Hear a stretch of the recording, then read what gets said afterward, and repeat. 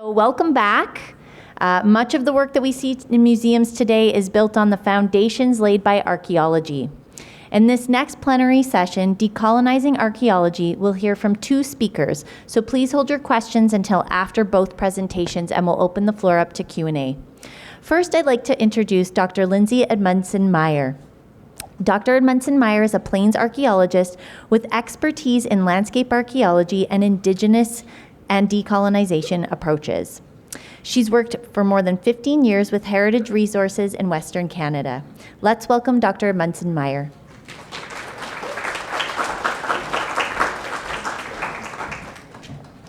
Thank you all for being here. I'm really glad to see you. We're here at the Confluence. The Confluence was Fort Calgary, as Courtney Walcott told us. Before that, it was an Indigenous place, right? And that is a pattern that we see again and again, where many important places in the Indigenous cultural landscape are taken over by settlers that come later. And part of that is because people like the Northwest Mounted Police had Indigenous guides who are showing them and taking them to these places.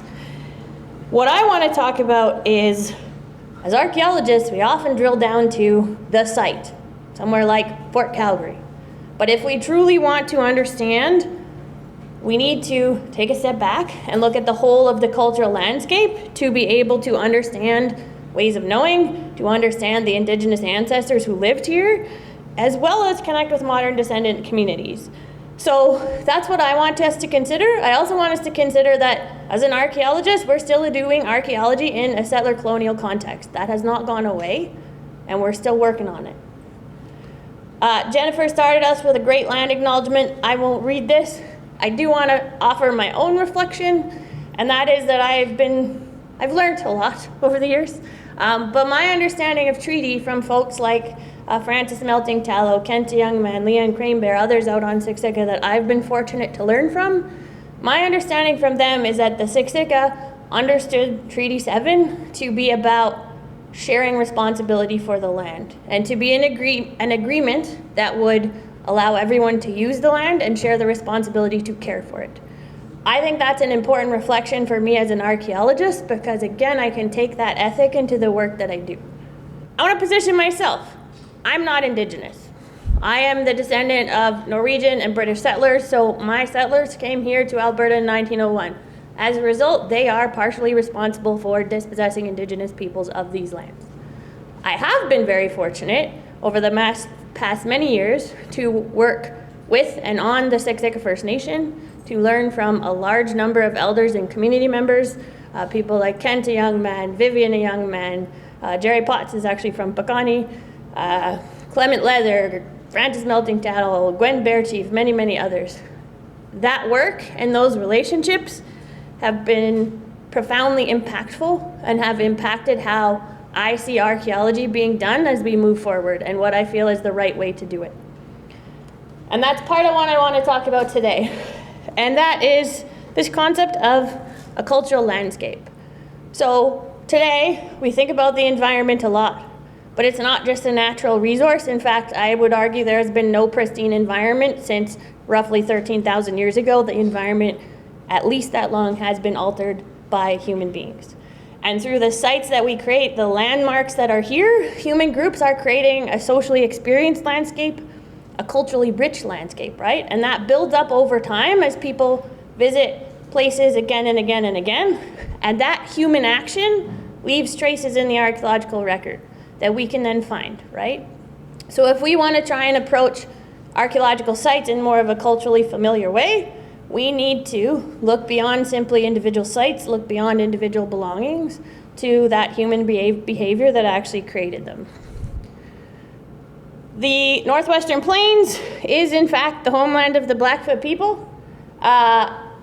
Elders tell us the homeland of the Blackfoot people stretched from the Rocky Mountains to at least the Great Sand Hills in Saskatchewan, from the North Saskatchewan River to the Yellowstone River in Montana.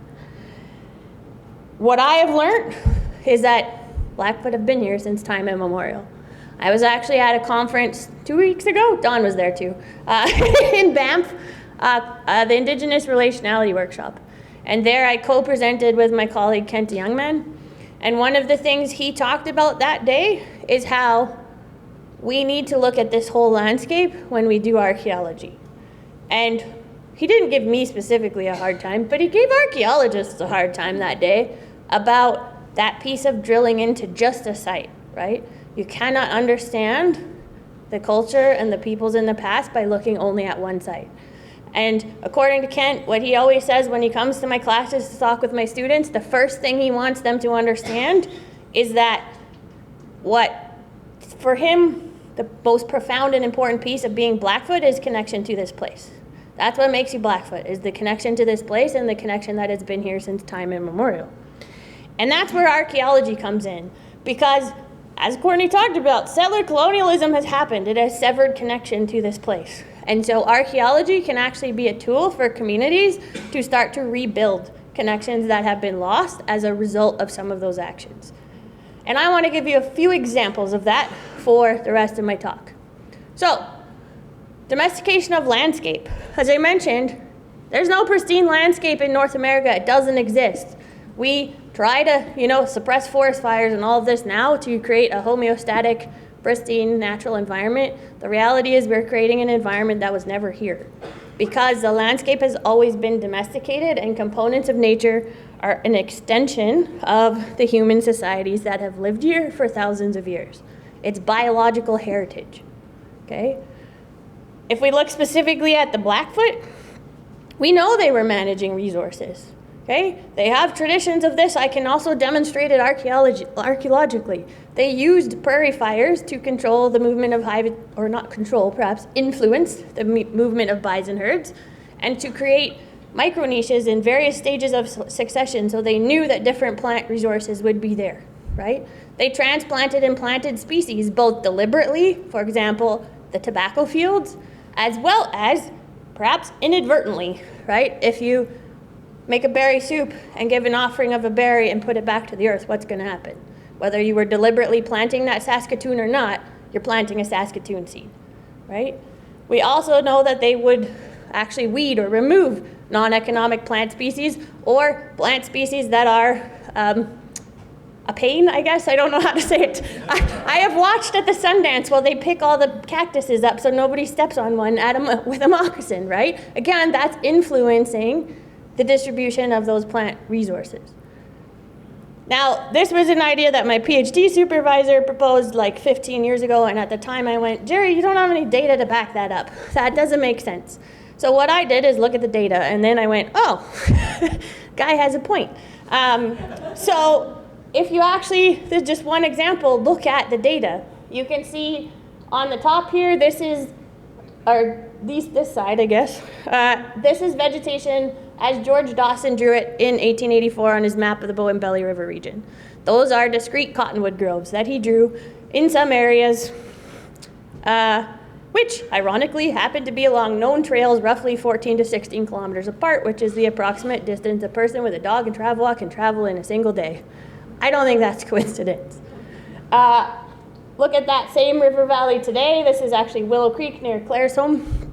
The vegetation is very different, right? So now we have a continuous line of aspen cottonwood vegetation in that valley. That's because the Blackfoot burned the prairie, the Blackfoot managed the groves, ensured they were still there as burial places for the ancestors, as places where resources could be found. When they were forcibly confined to reserves, that management stopped and the vegetation regressed to a different pattern, okay? We see the importance of all of those groves in named places as well. So just a few examples. These are obviously translated to English from Blackfoot, but there are many Blackfoot place names that reference trees and groves of trees, right? Again, I don't think that's a coincidence.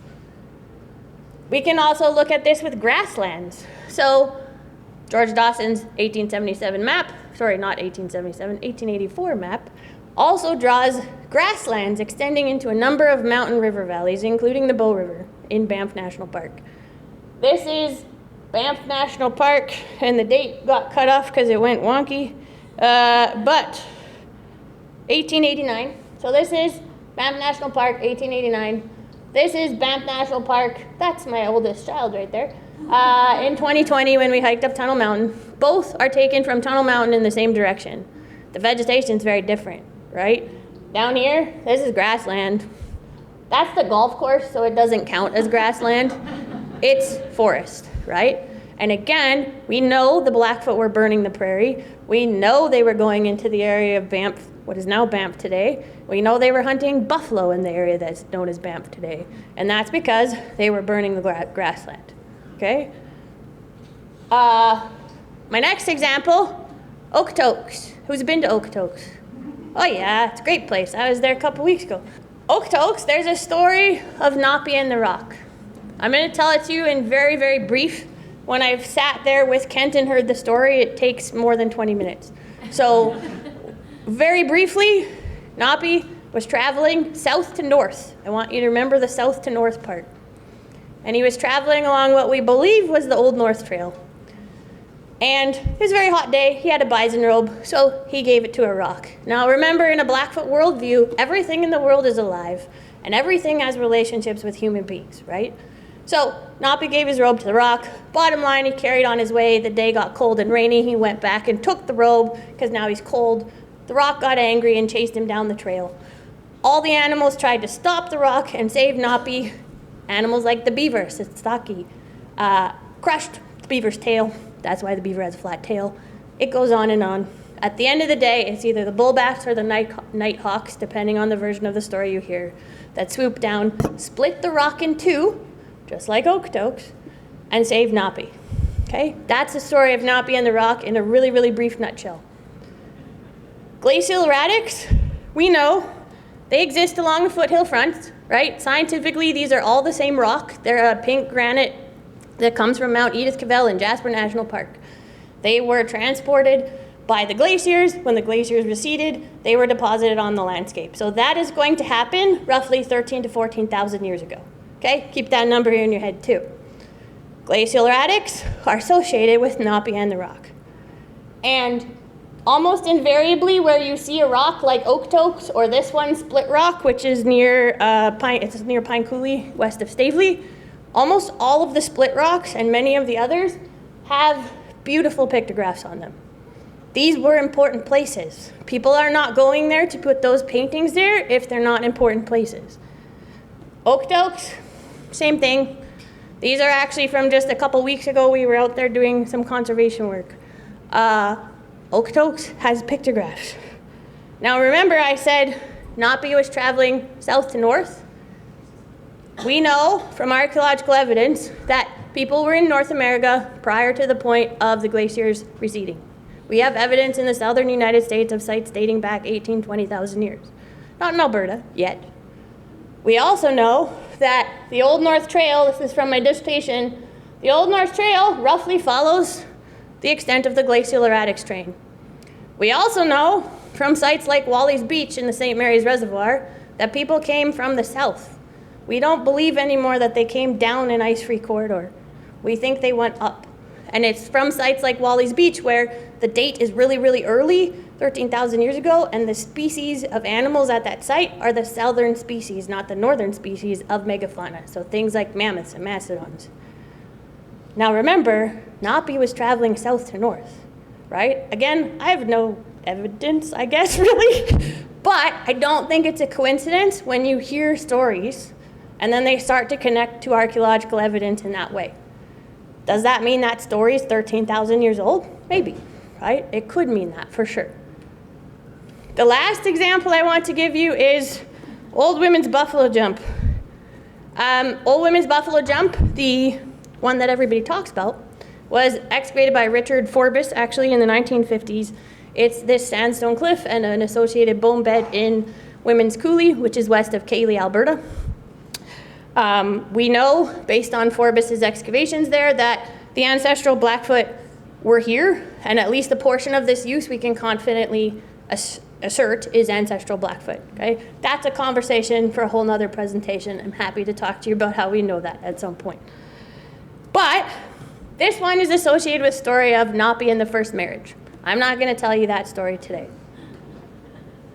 What's interesting, though, is that we actually see a pattern among many Indigenous communities where sites are named the same thing. Okay, so there can be two sites with the same name, perhaps because they have similar characteristics. So what I discovered when I was working on my dissertation is that I think there's a second women's jump. And that's because, for one thing, a couple of elders from Kainai, John Cotton and Teddy Bullshield, they were talking to Hugh Dempsey in 1957, actually, and referenced a second women's jump. They said they know of 2 places called Akipiskan, or women's jump. One, the one by Cayley, and they referenced another along Willow Creek near Claresholm. I found this map when I was doing my dissertation. This is Willow Creek coming up right here. This is the Leavings, if you're familiar with that. That was also a spot where the Northwest Mounted Police went. And this is Pine Coulee turning to the west. And right where Pine Coulee turns to the west, you'll see right here it says Squaws Pound, Women's Pound, right? There's a second Akipiskan on this map. It's at an important spring. It's right where the coulee turns to the west. Well, I believe we found it in 2012. This is it right here. It's on Pine Coulee, right where the coulee turns to the west at an important spring. So it fits the evidence we have. It also fits this idea that places that are similar have the same name. So here you'll see, this is a women's buffalo jump. This is, let's call it new women's buffalo jump so we don't get confused. They look similar in the sense of they both have this split right down the middle. Now, the story of Napi and the first marriage, I don't want to go into it, but bottom line, Napi brought men to the women's jump, and that's when men and women came together. Okay, this is the first marriage. Because of his own actions, at the end of the day, Napi was the only one left without a wife. When this story was told to me by Blair First Rider, Blair talked about how Napi was so mad at the end of the day, he took his staff and hit the cliff of the jump and split it in 2. That's this place, right? That's what's happening here, that's what's happening here. Napi hit that cliff, okay? So, that's great. But also, our archaeological evidence demonstrates that this is an important place. It has a bone bed, as you can see, bison mandible, jawbone, this is a bison femur. The whole floor of that shovel test is just bone, and that's about 1 meter down. The bone bed here is extensive. People were coming back here again and again and again and again and reusing this place, reusing this jump. Now, there are lots of places along the foothills front you could jump bison. There's not a ton of them that have this extent of reuse. Interestingly, the ones that are that heavily reused are almost always associated with some version of rock art, petroglyphs, pictographs. At this new women's jump, we have a single ochre smear on the cliff, but we have an ochre smear. At Old Women's Buffalo Jump, there's a cross carved into the cliff of the jump. When I've been there with Kent, a young man, he tells me that's Morning Star on the cliff of the jump. Okay? So again, that's showing that this is an important place. We also know for the Blackfoot, jumping bison isn't just about food, right? There's ritual, there's ceremony associated with this, and all of that is necessary for the kill to work. Across the way from the women's jump is this guy. This is a ribstone. It's really, really hard to see in this picture, but there are lines carved across it like this. Those are the ribs of a bison. This is a reclining bison. That's a bison. That's associated with a bison calling ritual, probably, and it's in view. They're visibly interlinked. This is me standing at the ribstone. The jump's right over here. So you can see one from the other, and I think they're related, right? Their purpose, they go together. We can see that again if we look in GIS and use science to look at it. View sheds, this is one, this is the other. They are visible from one another. So we see evidence of ritual, we see evidence of reuse. This is an important Blackfoot place. And this is important because this place has been lost to the Blackfoot, right? Settler colonialism happened, it's on private land. They were confined to reserves, they can't go there. But archaeologically, we can show that it's an important place within the Blackfoot cultural landscape when we take that step back to look at the landscape as a whole instead of just one site. And that's really powerful. I have been extremely fortunate over the last year to work with private landowners to gain access to sites and to visit those sites with primarily Kent, a young man from Siksika Nation, and Jerry Potts from the Kainai Nation. And it's been a very powerful experience for me.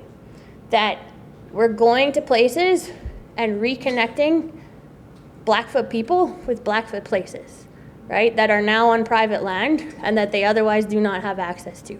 And my hope in doing that is not to dig them or something eventually. It's really to hopefully start relationships between communities and private landowners that will allow those communities to continue to access the places that they've been taking care of for a very long time.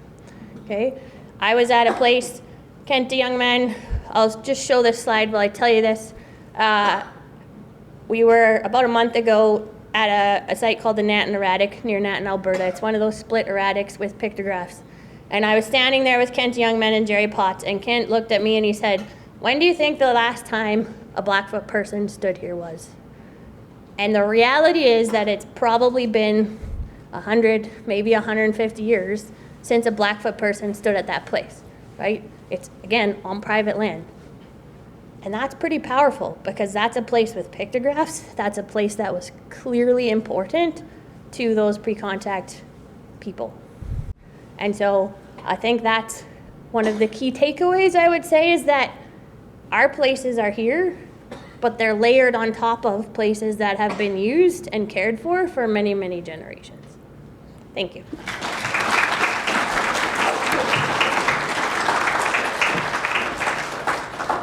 I just learned so much, so thank you. I'm so excited to now bring up our second speaker, which is Dawn Wambold, a PhD candidate from the University of Alberta and a proud member of Métis Nation of Alberta. Her research focuses on Métis connections to Southern Alberta in the 19th century, so please help me in welcoming our next speaker here.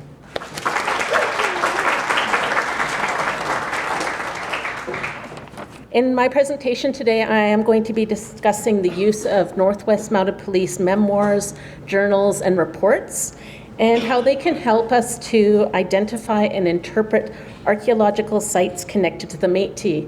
So usually I do talk about landscape, like Lindsay does, but today I am narrowing it down to specific sites. Now, this work, of course, is possible due to the long and very complex relationship between the Métis and the Northwest Mounted Police. Now, although this relationship has been confrontational at times, particularly during the events leading up to the 1885 Northwest Resistance, I'm going to be focusing on the early history of the police force when the Métis were serving as guides, scouts, and interpreters as the Mounties established their outposts on the prairies. And an example of one of these interpreters is here. This is John Brazo, who is actually posted here at Fort Calgary as an interpreter. And then just to contrast, I have Zachary Taylor Wood, who was a Northwest Mounted Police officer who was also posted here. So I am going to introduce myself in a little bit more detail. As my introduction said, I am a PhD candidate at the University of Alberta, and the institute I work with is the Institute of Prairie and Indigenous Archaeology. And my current research does look at using archaeology to understand Métis connections to Southern Alberta, but also the relationships that we had with the people that were here. This work is also part of Dr. Keisha Supernaut's IMETA project, the Exploring Métis Identity Through Archaeology project. And as mentioned, I am a member of the Métis Nation, and my family names include Dumont, Pichet, Blandion, Cardinal, and many, many others. And my Cree name is Wapikio Mikwan Esqua. And I think that's only the second time I've said it without the little piece of paper to guide me, but that does mean White Eagle Feather Woman. So this work is very important to the Métis community, but as a member of the Métis Nation, it's also very personal to me. So I'm going to start off with a quick discussion of some of the Métis archaeology that's already taken place. And so far, the concentration has been on what we call overwintering or hivernaut sites. This is a very specific type of site that's associated with the winter bison hunt. So basically in the 1870s, as the bison herds are growing smaller, it's no longer practical to conduct the winter bison hunt from the settlements such as Lac St. Anne, St. Albert, or Red River. So instead, the hunting brigades have to venture further and further into the prairies, and they end up spending the winter on the prairies. So they're constructing these small cabins, very simple cabins on the prairies, and that's where they're spending their winter. Well, why the winter? Well, basically it's because the primary focus of this hunt was for the bison hides. For the bison robe trade. If you're, I think they might still have some examples of the bison coats that the Northwest Mounted Police wore. These hides, these furs are much more valuable when they are at their thickest, and they're at their thickest from November to March. So that's why they're spending the winter during this hunt. This is also a very good time to be harvesting bison for meat, because the cold temperatures mean you don't have to process it as quickly, and there aren't any insects around to bother. Now, some of these sites, I'm going to start at the north here, up by Red Deer, we have Buffalo Lake, and several cabins were excavated there in the 1970s by Dahl, Kidd and Day from the Provincial Museum of Alberta, which is now the Royal Alberta Museum. And then it was revisited in 2014 by the University of Alberta. Going down here to this corner, this one here in the corner, we have the Cypress Hills. This is also a very important place for Métis overwinterers. 3 sites have actually been identified and excavated here.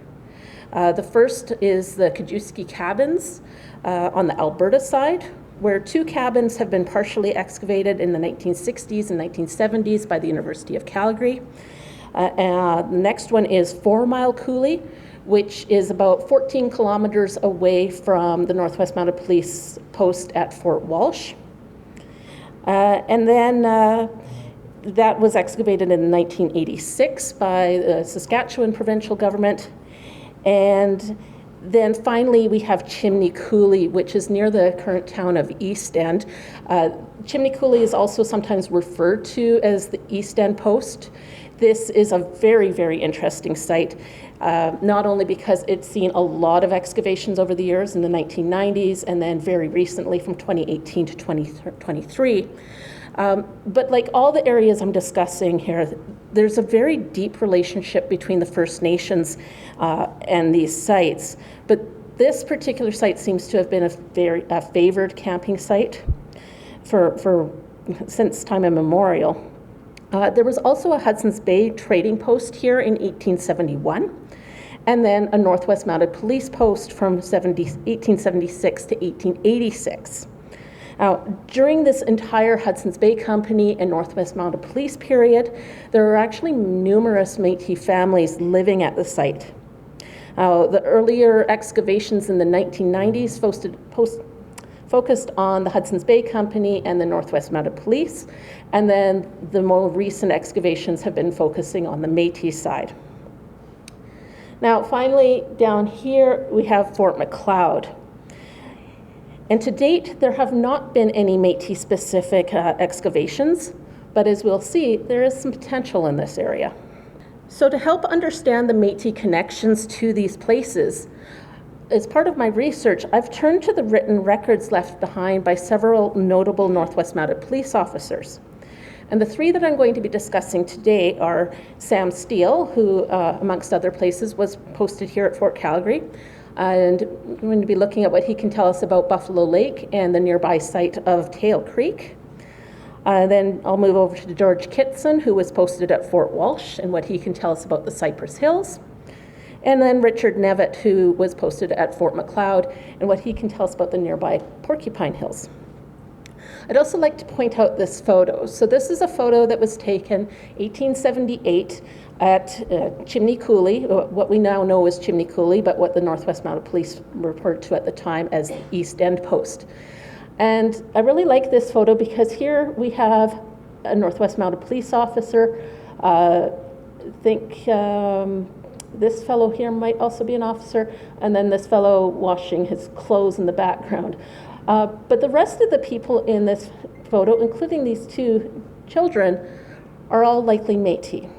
So this is a really interesting photo because it not only shows the type of cabins that we are talking about and the type of buildings at this site, but it also shows the relationship between the Métis and the Northwest Mounted Police here. Moving right along here to Sam Steele, and now he is, of course, one of the most prominent Mounties of his time. He is reported to be the third recruit that is sworn in, and he serves from 1873 to 1903 in roles ranging from constable all the way up to superintendent. He serves at various posts, like I said, including here at Fort Calgary. And in 1915, he published his memoirs called 40 Years in Canada, Reminiscences of the Great Northwest. And in this book, he shares several stories. The one story that is of particular interest to me happens in 1876. So in 1876, he is up at Fort Edmonton, and he, and along with 12 other men, are dispatched to Buffalo Lake. And it is winter. It is minus 40, he reports, as cold as minus 50. So they probably had quite a miserable time of this trek from Edmonton to Buffalo Lake. But their aim on this mission is to intercept a whiskey trader who's reported to be going to Buffalo Lake. So they get to Buffalo Lake, and their plan is that they are going to be staying with John Ashen. And John Ashen is a storekeeper, and that's where they're going to spend the night. But when they get there, it's dark, and they are trying to find John's store in the middle of the night amongst 400 other cabins. So this is actually really important because this gives us a real good sense of how big this site is. And oftentimes we actually hear that Tail Creek is bigger. In this map, Tail Creek is down here on the Red Deer River.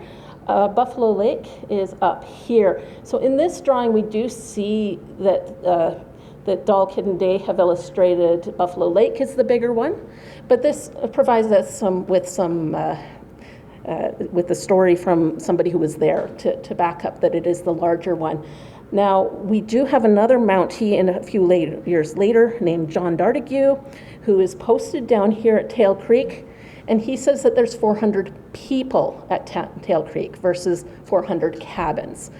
So we can kind of see that might be where some of the confusion today comes about. I also did find a newspaper article from the 1950s that quotes Sam Steele as saying that there were 400 cabins at Tail Creek. But this really illustrates the importance of going back to the original documents because that newspaper article had switched the two locations. So this is also important because with 400 cabins, the population estimate is up to 1,500 people. And this is, like I said, this is an overwintering site. So this is a seasonal population of up to 1,500 people. This would make it the largest settlement between Winnipeg and Vancouver at the time. This is a significant place. Okay. So going back to what else Sam can tell us about this place, as he's wandering around, they're trying to find John Ashen's store, he comes across a wedding dance. If you've ever been to a Métis party, you know there's a lot of dancing, there's fiddle music, he describes their jigging. So he's describing this wedding dance. He goes in and he asks for directions. So from this we know, there's families here. They're living life, although sometimes these are described as bison hunting station camps. It's more than that. Like they're living their lives here. So they ask for directions from the dancers, and they finally find John Ashen's store. Now, while they're there, he talks about Mrs. Ashen, who, from my research, was probably Marie Foley. And he says that she keeps Steele and his men very well fed. So one thing that we're interested in as archaeologists is, well, what were people eating? So it's very nicely, he tells us what they're eating. Buffalo tongue, sounds very appetizing, but that makes sense. They're hunting bison. Bannock, which of course the Scottish fur traders introduced to the area. Tea, got lots of archaeological evidence for tea drinking. And then tinned fruit. Now this is very interesting to me because if we look at some of the belongings that are recovered from these sites, we have all these tin cans. And the question has been, what's in these tin cans? What are they eating? Or are they food? So from this description that Sam Steele gives us, this is an example of one of those tin cans which has been flattened. They've taken the ends off and flattened it. It may have contained tinned fruit. And without that label, without any labels or other indicators, this is how we know. So they were actually recycling these. They were turning them into things like tinkling cones. If you're familiar with jingle dress dancers, that's the tinkling cones would be on that. The Métis were probably putting them on their own moccasins and as well as their horse tack. But then I mentioned too that we have lots of evidence for the tea. So the first part of evidence for the tea archaeologically comes in the form of all these broken teacups. And the teacups are primarily from the Spode Copeland Company, who is an English company, and they are the primary suppliers to the Hudson's Bay Company. The other evidence we have from tea is this. Now it looks like somebody's chewed up bubble gum that they've spit out, but this is actually lead. And it's lead foil that's been all crumpled up. So what does that have to do with tea? Well, the Hudson's Bay Company, when they were shipping their tea overseas, they would put it in lead foil to keep it safe from moisture as well as insects. So the Métis were receiving their tea in this lead foil, and again, just like the tin cans, they're recycling it. They're taking that tin, and then eventually they would melt it down and make bullets. But thanks to Sam Steele, we can interpret what was in these tin cans. So from him, we can interpret these artifacts. We know the size of the settlement, and we have a much better idea of what's going on here. Our next source of information is Dr. John George Kitson. Now, he is the chief surgeon at Fort Walsh from 1876 to 1882. And from all accounts, he's actually quite popular with the Métis. And this is possibly because he spoke French, like many of the Métis. Now, from his writings, we learn that there's about 75 Métis families living at that Chimney Coulee East End site.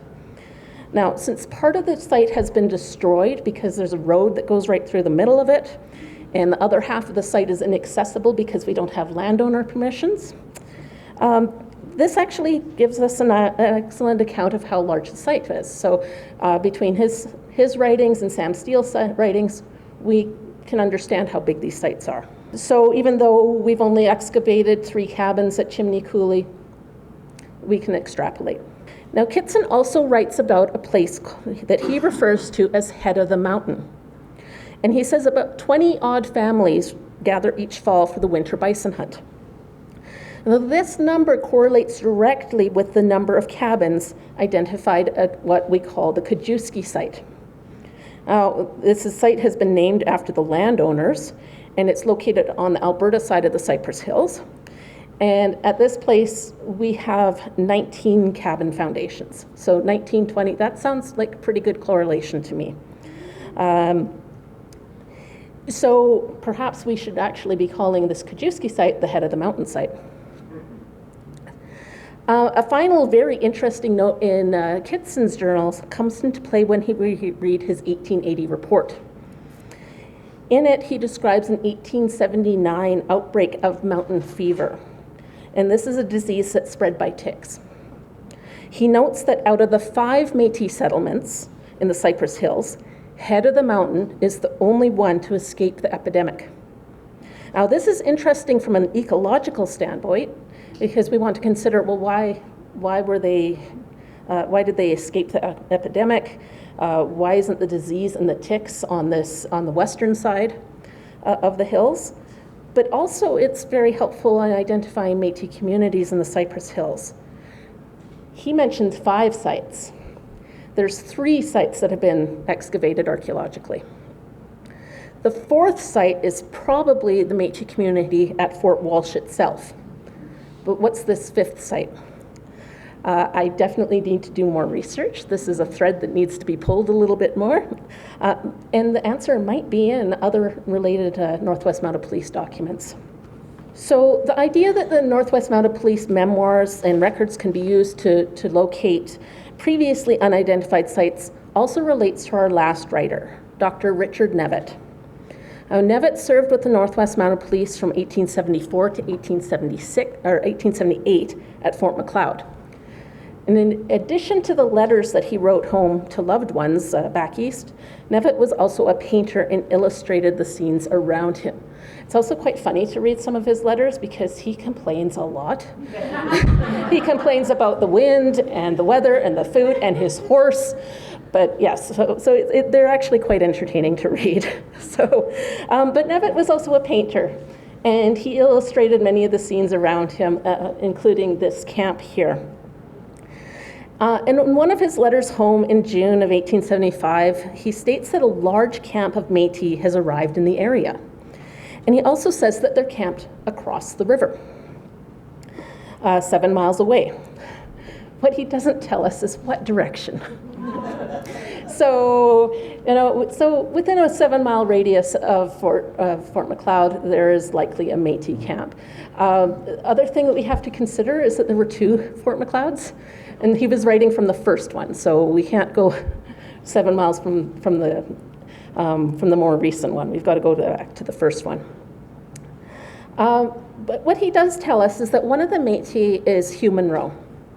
Now, Hugh has a Blackfoot mother, and he is actually married to a Piikani woman.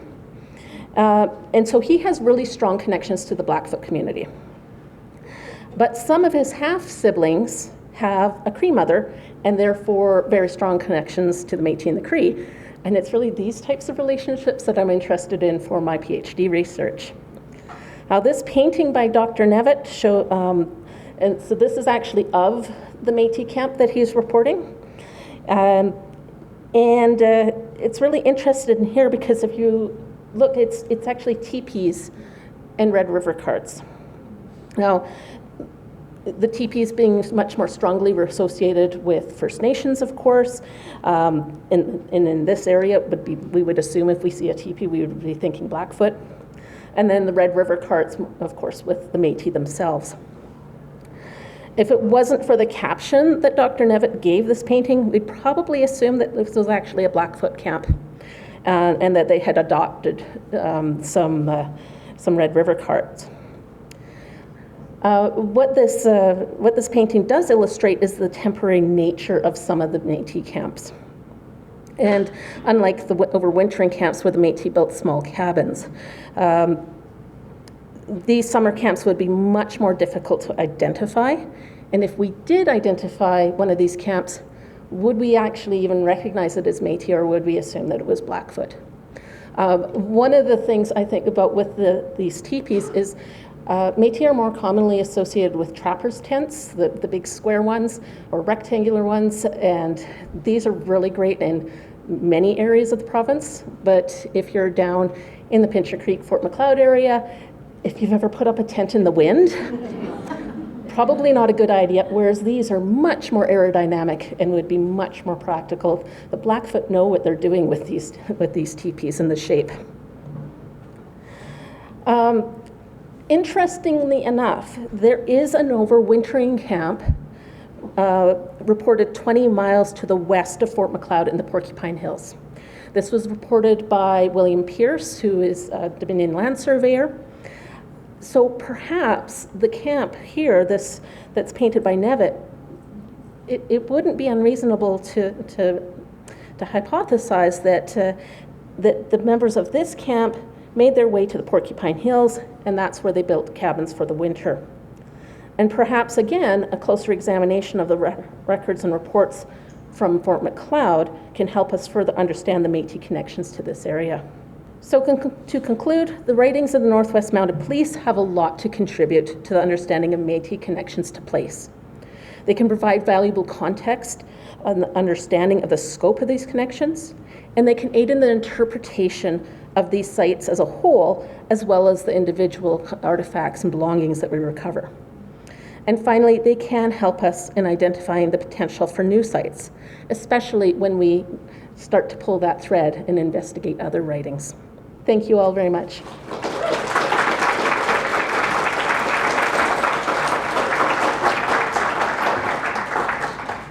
Thank you, Dawn. That was fascinating. Thank you both so much. And now we'll open up the floor to some questions.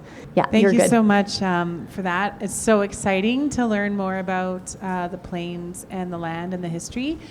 I have a question about private property owners and the access. That really struck me about there not being a Blackfoot person seeing these sites and these locations of identity and place. What are common issues that private property owners may be fearing or insecure about when opening up their lands to exploration through archaeological surveys or even Indigenous access? Let me start with, that's a loaded question. I mean, to be honest, there are a lot of people that are really good, that are private landowners who are very, very happy to facilitate access. They are interested in the history, and I would say I've met more landowners who are excellent stewards of these places than the other way around. So that's the good news.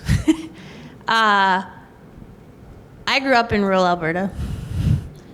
My father-in-law still farms in rural Alberta. It's a legacy of settler colonialism, but the reality is that there are private landowners who are, more often than not, white settlers who are farming the land, and their living comes from that land. And so I think a common concern becomes, if we let Indigenous people onto these lands, and I've heard this, I'm sure Dawn has too, if we let them come visit these places, is my land going to get taken away, right? Is the land going to get taken away, right? And on the one hand, that's fundamentally flawed, because the answer is there's actually really no mechanism for that to happen that I'm aware of. But again, I grew up in rural Alberta. I can understand where that concern comes from when that land is your living, right? So I think that's the most common one I hear, like specifically related to Indigenous access to land. Archaeology itself, I mean, it's kind of destructive. We dig holes. And sometimes in terms of actual excavation, you can hear concerns about that, right? And that's more specific to a research context, because if it's happening in a development context, it's a whole different framework and a whole other can of worms. But you know, they don't want cows to fall in holes, so can we put up electric fences, and all those sorts of things become potential issues as well. I don't know if you have anything to add to that, but. Yeah, and I've recently encountered this where one of the sites I had identified for my PhD research, the landowner was willing, but the person he was leasing the land to didn't want us to have access to the land. So unfortunately, that one had to be scratched off our list, and I'm moving on to the next site. But the big concern there was the cattle, and he didn't want us disrupting his cattle. Great question. I had that question too. Oh, I have a question over here. I'm doing some research on healthcare in the early days of the city. And one of the major reasons why there was a need for a hospital was the prevalence of outbreaks of typhoid fever. Really, really significant, particularly among the CPR workers and others in the growing settlement of Calgary as well. And I'm just wondering, when you're talking about a settlement with that many people, potentially 1,500 people in an area, how they handled sanitation and didn't, like, it's a real basic question, but it's like, where did they poo and pee? And how did that get handled so that there weren't outbreaks? Because you talked about the outbreak of the tick fever. So obviously there was outbreaks, but have you found anything about that? About how sanitation was handled in those days with large groups coming together? So one of the things we really want to find is the outhouses, because people throw the most interesting things in the outhouse. We have not found those at Buffalo Lake or at Chimney Coulee yet, but it is definitely, like you said, that it is a concern. What are they doing with their waste? And I know we find a lot of medicine bottles. Electric oil, apparently it could cure everything. It was mostly turpentine, but the other thing I have read is that people actually came to Buffalo Lake at one point because there was smallpox up in Lac St. Anne and St. Albert. And so they actually came to Buffalo Lake to escape that. But like you said, that many people without modern sanitation, that could also pose a problem. Thank you. That was a hot take there. And then we have just this last question here. It's just a comment on the previous question and answer, in that it's not just archaeology. I have a couple friends that are heavy into paleontology, and the paleontology people are denied access to private lands on a regular basis. I would say some of it is development related too, right? So a lot of our 95% or more of both archaeology and paleontology in the province of Alberta happens in a development context. And so when those folks are seeking access to land, that brings in a whole nother piece of landowner access, and do they want said development to happen and such. Thank you. Boom, mic drop. I'm sorry, we have a local celebrity, and so I have to take Sable's question here. Just one last question from Sable Sweetgrass, who is a local playwright and you should know about Sable. So go ahead, Sable. Thank you. Local celebrity. Yeah, I was wondering about when you're talking about the paintings at Knoppy's Rock in Okotoks. Yep. And so I was there with one of our late elders, Narcissus Blood. It was quite a while ago, and it's just open to. It's not protected. Yep. There's people climbing all over the rocks. There's garbage all over. And it should be protected. I mean, if you think about the cave paintings in France, I mean, those are close to the public.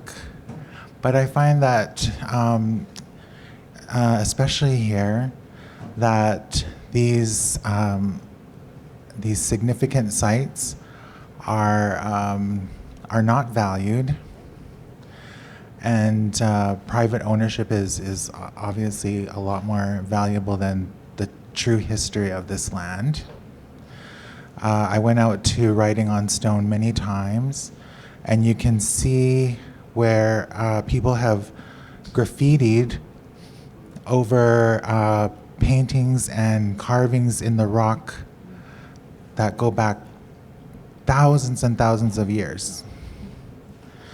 And people are still able to access a lot of these places. They're not protected the way that they should be. To me, it's a disgrace. And I think that, I know someone said that people are worried that their private property would be taken from them. Well, I think these places should be protected. And that they should be accessible to my people. I mean, 150 years is nothing compared to tens of thousands of years. So that's all I wanted to say. Thanks. I would add, I agree. In the case of Okotoks itself, it is actually a provincially designated historic resource, so that land is owned by the government of Alberta. I mean, that's one good step, I guess. You're right. It has huge problems with people are climbing on it. When I was there a couple of weeks ago, it was actually with Meg Berry, who has a consulting company, and she's doing some work for the government of Alberta to document those climbing routes and those impacts. They're removing graffiti, and they're trying to come up with a conservation plan to help mitigate that.